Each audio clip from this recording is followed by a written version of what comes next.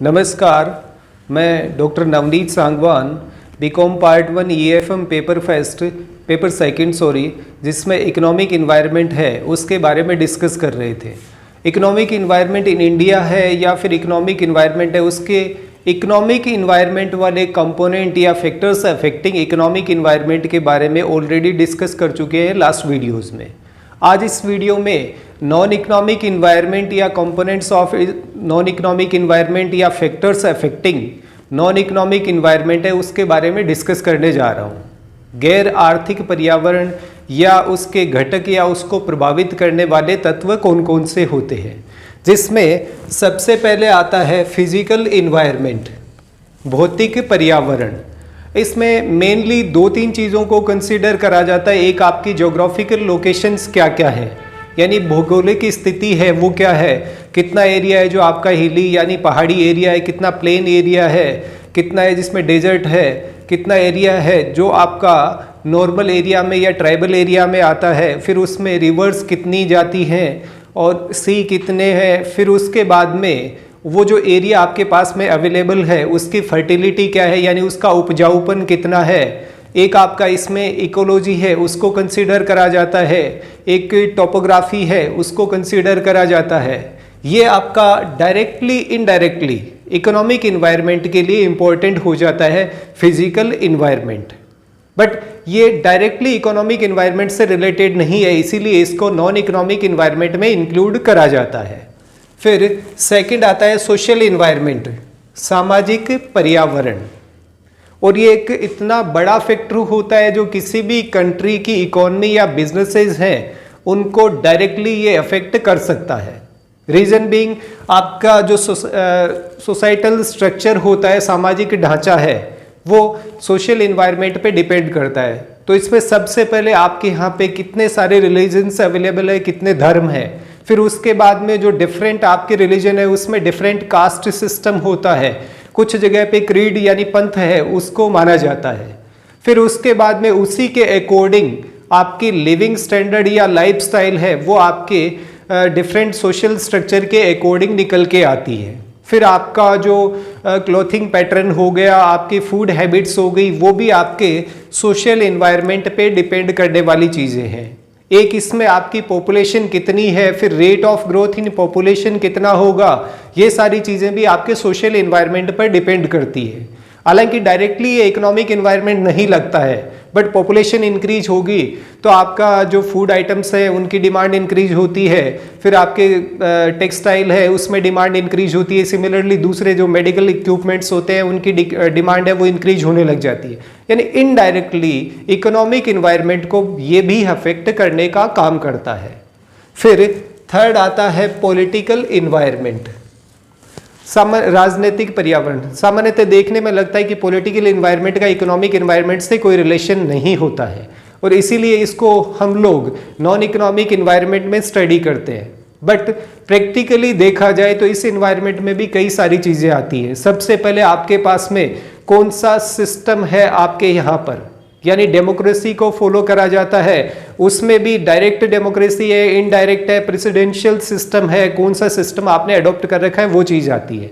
फिर उसके बाद में सपोज डेमोक्रेसी है तो आपके नेशनल लेवल की रजिस्टर्ड पार्टीज कितनी है, स्टेट लेवल या लोकल पार्टीज कितनी है, फिर उसमें भी और फर्दर डिटेल में जाते हैं तो मेल फीमेल में डिवाइड कर दिया जाता है, फिर कौन सी कास्ट है, कितने रिलीजन के कौन से पॉलिटिशियन है, क्या आपकी पॉलिटिकल सिस्टम में कास्ट रिलीजन इनका इंपॉर्टेंस है। ये सारी चीज़ें कहीं ना कहीं अल्टीमेटली जाके इकोनॉमिक इन्वायरमेंट को अफेक्ट करती है, बट डायरेक्टली ये नॉन इकोनॉमिक इन्वायरमेंट का पार्ट मानी जाती है।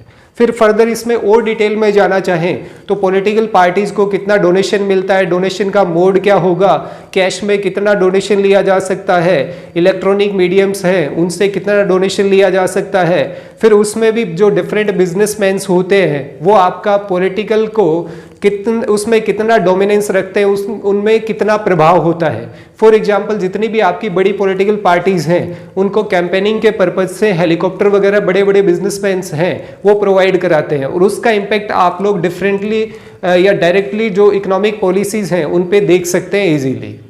फिर उसके बाद में नेक्स्ट आता है लीगल इन्वायरमेंट। लीगल इन्वायरमेंट में जितने भी आपके लॉज आते हैं, चाहे वो आपके लेबर लॉ हो, इंडस्ट्रियल लॉ हो, बिजनेस लॉ, कंपनीज एक्ट हो गया, टैक्सेशन के लॉ हो गए, फिर उसके बाद में जीएसटी वगैरह, ये सारी चीज़ें आती है। उसके बाद में लीगल इन्वायरमेंट में आपका जुडिशियल सिस्टम आता है, जिसमें ट्रिपल लेयर का स्ट्रक्चर आपको देखने को मिलता है। टॉपेस्ट जो लेवल होता है वो सुप्रीम कोर्ट, फिर उसके बाद में नीचे का लेवल हाई कोर्ट, फिर उसके बाद में आपके सेशन कोर्ट है वो होता है। ये भी डायरेक्टली इनडायरेक्टली, रीजन बीइंग कोई भी बिजनेस है वो लीगली बाइंड होता है डिफरेंट आपके लॉज से। तो वो रूल्स बनाना काम है, वो पॉलिटिकल सिस्टम यानी पार्लियामेंट्री सिस्टम है, रूल्स बन जाते हैं, उनको इम्प्लीमेंट करने का काम है, वो लीगल इन्वायरमेंट का हो जाता है। फिर उसके बाद में जो नेक्स्ट आता है वो टेक्नोलॉजिकल इन्वायरमेंट है, प्रौद्योगिकी वातावरण, यानी टेक्निकली आप कितना साउंड है, लेटेस्ट मशीनरी आपके पास में अवेलेबल है या नहीं है, साइंटिफिकली कितने इनोवेशंस आपके यहाँ पे हो रहे हैं, कितने नई नई चीज़ों के इन्वेंशन आपके यहाँ पे हो रहे हैं, वो चीज़ें भी अल्टीमेटली इकोनॉमिक इन्वायरमेंट को अफेक्ट करती हैं। इनडायरेक्टली करती हैं तो डायरेक्टली इसको नॉन इकोनॉमिक इन्वायरमेंट में इंक्लूड करा जाता है। फिर उसके बाद में जो नेक्स्ट आता है वो एजुकेशनल इन्वायरमेंट होता है, शैक्षिक वातावरण। एजुकेशन का पिछले वीडियो में भी हम लोगों ने इकोनॉमिक इन्वायरमेंट में भी इसको इंक्लूड करा था। रीजन बीइंग प्रोफेशनल या बिजनेस एजुकेशन की बात करी जाए तो वो डायरेक्टली इकोनॉमिक इन्वायरमेंट में आती है, बट इनडायरेक्टली ये आपका नॉन इकोनॉमिक इन्वायरमेंट का पार्ट होता है। रीजन बीइंग एजुकेशन है वो ट्रेडिशनल भी हो सकती है, रिलीजियस भी हो सकती है, हिस्टोरिकल भी हो सकती है, पॉलिटिकल भी हो सकती है, डिफरेंट आपके पास में कोर्सेज हैं वो अवेलेबल होते हैं। तो वो चीज़ है वो भी आपके इकोनॉमिक इन्वायरमेंट को अल्टीमेटली अफेक्ट करती है, बट डायरेक्टली इसको नॉन इकोनॉमिक इन्वायरमेंट में इंक्लूड करा जाता है। फिर उसके बाद में नेक्स्ट आता है हिस्टोरिकल इन्वायरमेंट, ऐतिहासिक पर्यावरण। हालांकि यहाँ पे हिस्टोरिकल का मीनिंग देखते ही हम लोगों को लगता है कि ये महाराणा प्रताप, औरंगजेब, उन सब की बातें हो रही है, वहाँ पे ये चीज़ें इस पे इंक्लूड नहीं कर रहे हैं। अपन यहाँ पे बात कर रहे हैं बिजनेस पर्सपेक्टिव में, और उसमें आता है जैसे आपका एक ग्रीन रेवोल्यूशन हुआ था, हरित क्रांति हुई, फिर उसके बाद में इंडस्ट्रियल रेवोल्यूशन हुआ था, औद्योगिक क्रांति हुई, वो सारी चीज़ें आपके यहाँ पे कितनी हुई हैं, उनका भी अल्टीमेटली इकोनॉमिक इन्वायरमेंट पे इम्पैक्ट आता है। बट ये इनडायरेक्ट चीज़ें हैं, इसलिए इसको नॉन इकोनॉमिक इन्वायरमेंट में इंक्लूड करा जाता है। फिर एक आता है आपका इकोलॉजिकल इन्वायरमेंट, पर्यावरणीय पर्यावरण, यानी आपके पास में अच्छी क्वालिटी की एयर अवेलेबल है या नहीं है, ड्रिंकिंग वाटर आपके पास में अवेलेबल है या नहीं है, फिर उसके बाद में जो डिफरेंट एमिनिटीज अपने को रिक्वायर्ड होती हैं वो अवेलेबल है या नहीं है। ये हालांकि ये भी आपके बिजनेस या इकोनॉमी से रिलेटेड होती है, बट डायरेक्टली नहीं है, इसीलिए इसको नॉन इकोनॉमिक इन्वायरमेंट में इंक्लूड करा जाता है। एक आता है एथिकल इन्वायरमेंट, नैतिक पर्यावरण।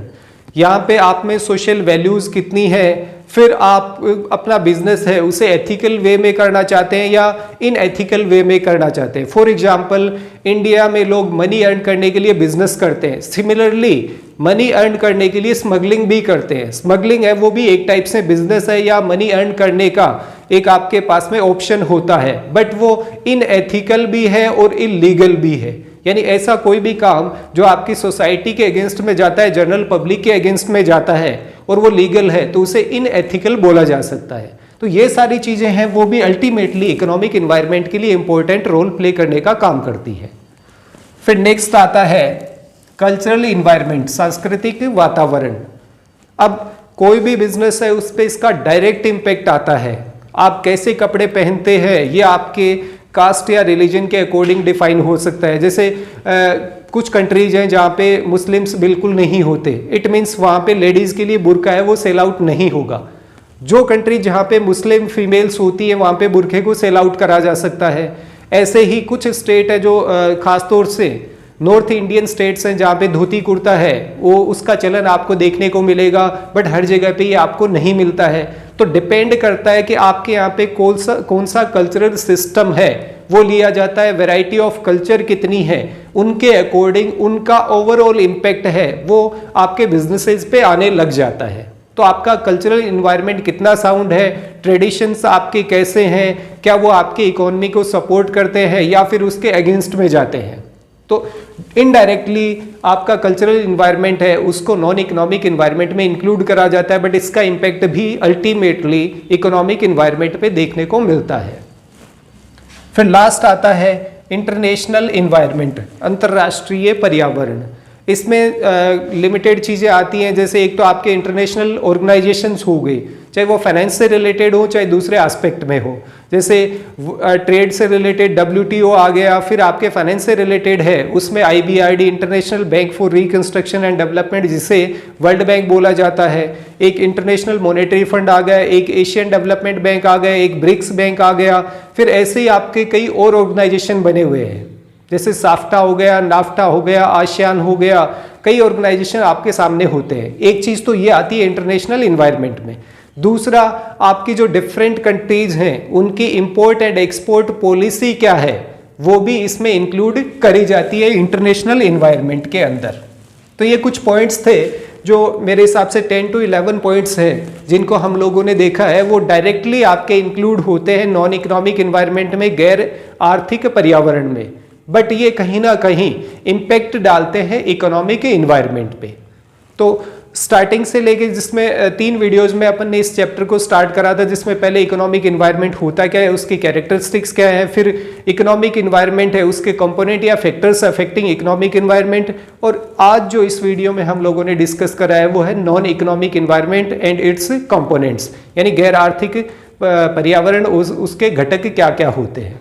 फर्दर आने वाले वीडियोज में इसी चैप्टर के जो लास्ट बचे हुए पार्ट्स हैं उनको कंप्लीट करेंगे। और आज के लिए इतना ही। Thank you. जय हिंद, जय भारत।